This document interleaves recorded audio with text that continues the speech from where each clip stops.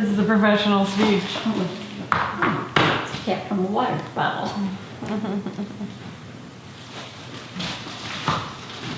So anyway, Okay, good. Hello.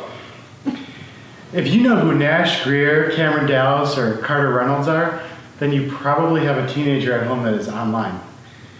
These people are all examples of teenagers who have found internet fame because their friends and peers have watched them online.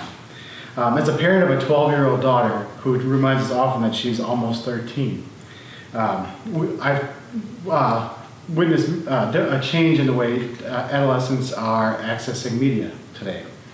And there's three major issues that affect our society that I'd like to touch on today. But before we get into those, I'd like to talk about a couple numbers. According to the Pew Research Center's Internet and American Life Project, 93% of all 12 to 17-year-olds are actively online, using computers, and they have access to computers.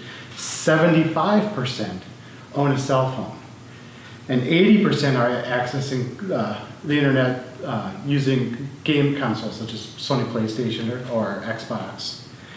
And of the kids that are online, 75% of them are using social networking. In comparison, of adults 30 and over, only 40% are using social networking. So, as an example of how important this is to these children, I found a quote from Emily Hoodley, who is 16 years old, and she recalls a very dark moment in her life. Her and her family went to Wales for a week and a half for vacation, and she says, "There was no mobile, no TV, no broadband. We had to drive into town just to get a signal. It was really hard knowing people were texting you, writing on your wall, and you could not respond. Loads of my friends said they would never do it." So that just is an example of how important this media is to people.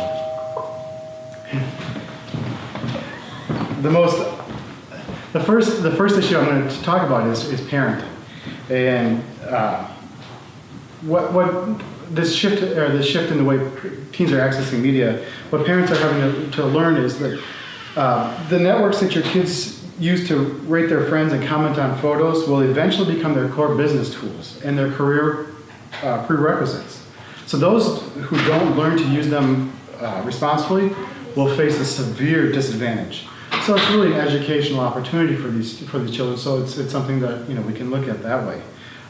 Safety and privacy are both an issue that if we educate ourselves, we can learn how to deal with those. And parents are learning to understand that just as they grew up, their social life was very important to them. This is how a lot of teenagers are accessing their social life via technology today. The next issue I'd like to talk about is health. Health is something that is affected by the increase in use of internet media. Obesity is on the rise. Cyberbullying creates mental health aspects. Although the flip side is health professionals can also use this media to interact with the young people, to inform them of health issues. The last thing that I'd like to talk about is where our marketing dollars are being spent. Marketers have learned that they need to, even if the teenagers are not the target demographic, they really need to pay attention to what they think is cool. Because what teenagers think is cool is a foreshadowing for what really is going to be mainstream a few months later. And teens are also very prone to try new things, whereas some of the older generations like to drag their feet a little bit on trying things. So they have also learned that teens are very fickle, though, and what's hot today may not be hot tomorrow. So they really have to do a lot of frequent research. With the proper education, we can gain a better understanding of how we must shift our parenting, marketing, and health efforts when discussing adolescence. This is not an alarm to a rising problem. It is, however, an indication that as a society, we must be aware of the different ways teenagers are consuming media today, and what that means to us. I'd like to close with a quote from Vivian Valberg in conclusion to her study of how teens use media, and this is what she surmises. Teens are unique, but they are not bizarre. And outlying, as some might presume, they sure are they sure are the digital natives, the super communicators, and the multitaskers we hear so much about.